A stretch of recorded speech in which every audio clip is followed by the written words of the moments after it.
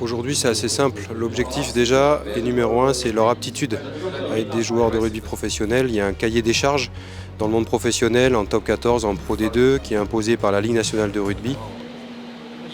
On a fait des examens cardiologiques simples, assez classiques, l'électrocardiogramme, l'échographie cardiaque et l'épreuve d'effort sur vélo. C'est ça l'objectif, donc vraiment l'aptitude des joueurs. L'objectif dans le rugby, c'est de faire en sorte qu'il y ait le moins de blessés possible. On a conscience que c'est un sport de contact. Des blessés, je vais évidemment en avoir pendant la saison, mais l'objectif, c'est de faire en sorte qu'on en ait le moins possible. Donc il y a un énorme travail ces derniers temps qui est fait en termes de prévention primaire, c'est-à-dire faire en sorte qu'une blessure n'arrive pas, ou prévention secondaire, c'est si un joueur a déjà été blessé, faire en sorte qu'il n'y ait pas de récidive.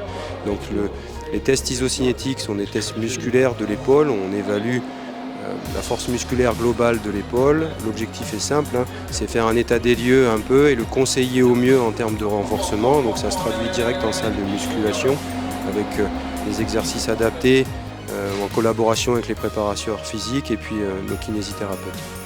Concernant les tests visuels, donc on a Florent Roger, un orthoptiste qui est présent aujourd'hui. L'objectif, c'est de vérifier l'acuité visuelle de notre joueur, tout simplement savoir si ce joueur voit bien, s'il a besoin de lunettes, s'il a besoin de rééducation, notamment orthoptique particulière, mais ça nous sert aussi en termes de commotion cérébrale. Et donc l'objectif, c'est de comparer avant, après commotion et de proposer un travail rééducatif et une période de repos la plus adaptée possible aux joueurs.